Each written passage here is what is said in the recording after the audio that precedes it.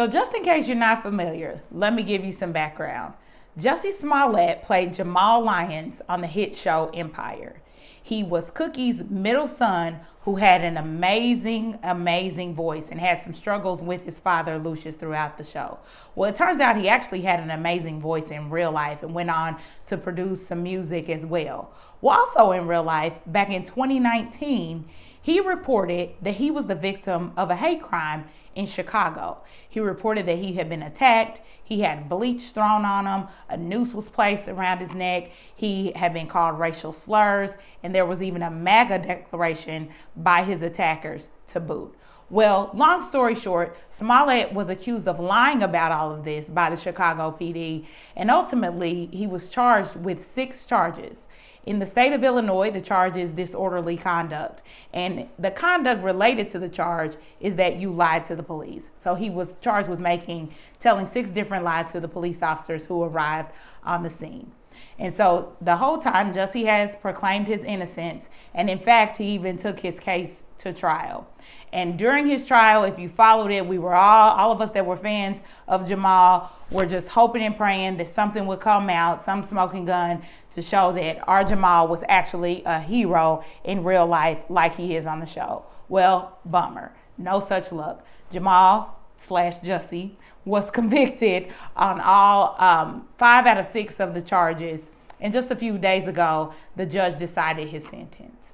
And so what was his sentence? The judge sentenced him to 30 months of probation, over $120,000 in restitution to be paid for the financial resources that were spent on the investigation by the Chicago PD, plus a $25,000 fine, which was the maximum. All of that plus 150 days in jail, 5 months in jail. So what we're going to be talking about today is, was this sentence excessive? Did the punishment fit the crime? So obviously this all went down in Chicago. I don't practice law in Chicago, and in fact, where I practice law in our jurisdiction, falsely reporting a crime to the police is a misdemeanor. But regardless of the level of the charge or regardless of the jurisdiction, all judges take similar things into consideration in determining an appropriate sentence. In fact, our federal sentencing guidelines suggest that a judge render a sentence that is sufficient but not greater than necessary. So what are some things that a judge should take into consideration in determining whether or not a sentence is sufficient but not greater than necessary? Well, in our legal world, we call these things aggravators and mitigators. Aggravators are things that will make a sentence more harsh. For example, things about the particular defendant or things about the crime, versus mitigators are things that will make a judge consider a more lenient sentence as it relates to the defendant or the crime. Again, just like aggravators. And so the judge's goal should be to weigh both of these things, weigh the aggravators against the mitigators to determine the appropriate sentence in each individual case. At the end of the day, the judge should be considering several factors to determine an appropriate sentence for the defendant.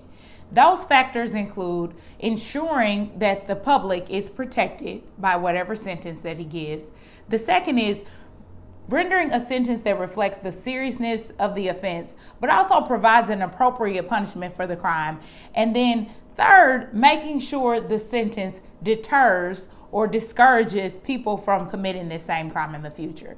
So as it relates to Jussie Smollett, that first factor of considering the safety of the public wasn't really a factor that the judge had to consider here. I don't think that anyone believes that Jussie Smollett is a threat to the public at large. And in fact, the crimes that he was accused of falsifying were actually crimes against himself, as he was the person who was attacked. And so what the judge should have really been considering were those last 2 factors. Does the sentence reflect the seriousness of the offense and provide an appropriate punishment? And will it discourage people from committing this crime in the future? And this is where I felt like Jussie's sentence went outside the norm. So first I'm going to talk about the factor of the sentence reflecting the seriousness of the offense and promoting respect for the law and being an appropriate punishment for the offense. This offense here is literally lying to the police. And while it is a felony in the state of Illinois, it is in fact a low-level felony. Now, lying to the police or making a false report can be a very serious offense. For one thing, it can accuse someone of committing a crime that absolutely did not commit a crime and cause someone to be charged when they shouldn't. And that's something that's very serious. But that didn't happen here. The two guys that were alleged to have been Jussie's attacker, according to the police or to the prosecutor, they were actually paid by Jussie and willing participants. So this wasn't a circumstance that led to somebody being charged with a crime that shouldn't have been. The other problem with falsely reporting a crime is that it could also lead to a waste of police resources. And that did happen here. And that's exactly why Jussie is facing an over $120,000 restitution payment.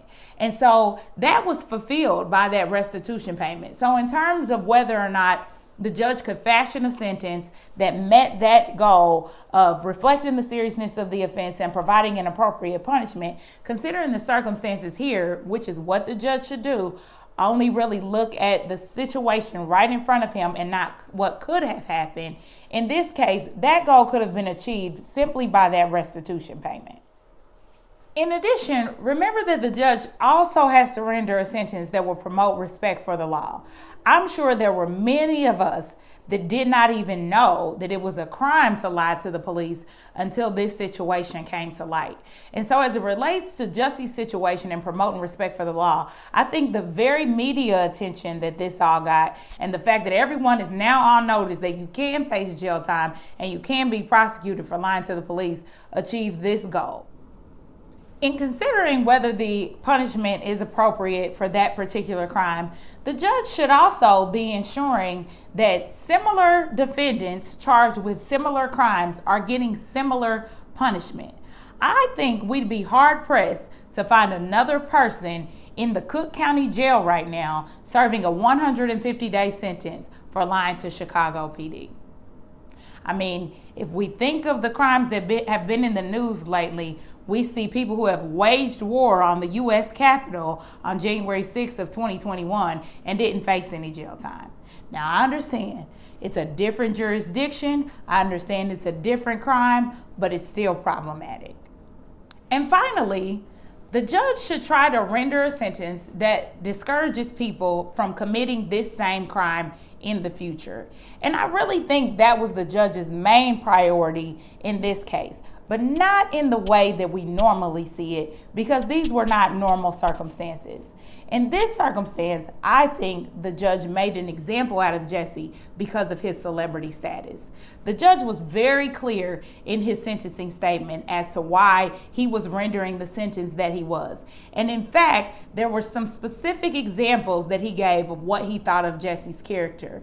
For example, he said that he believed there's nothing that I could do to you today that will change what you've done to your own life. This alone suggests that there was clear deterrence for Jussie to commit this or any future crimes. The judge himself acknowledged that he had ruined his life, he had ruined his career. So why then was a 150-day jail sentence necessary on top of everything else that he had sentenced him to in terms of restitution, in terms of probation, and in terms of a fine? Well, ladies and gentlemen, frankly, in this situation, I think Jussie Smollett paid some taxes. First, I think he paid what we lawyers call a trial tax. A trial tax is when you go to trial, you proclaim your innocence, you don't take responsibility for the crime, and sometimes you even testify in your own defense. All of those things were within his rights to do that, but this judge clearly didn't like that. In fact, in his sentencing statement, he said that when Jussie Smollett took the stand and proclaimed his innocence, he flat out perjured himself. And I think his sentence shows that the judge wanted him to pay for that. Next, I think Jussie paid a celebrity tax. The judge was clear in his sentencing message that Jussie was not above the law, and how dare he use his celebrity status to cause such a chaotic hoax that cost the city so many resources, and he just wasn't going to stand for that.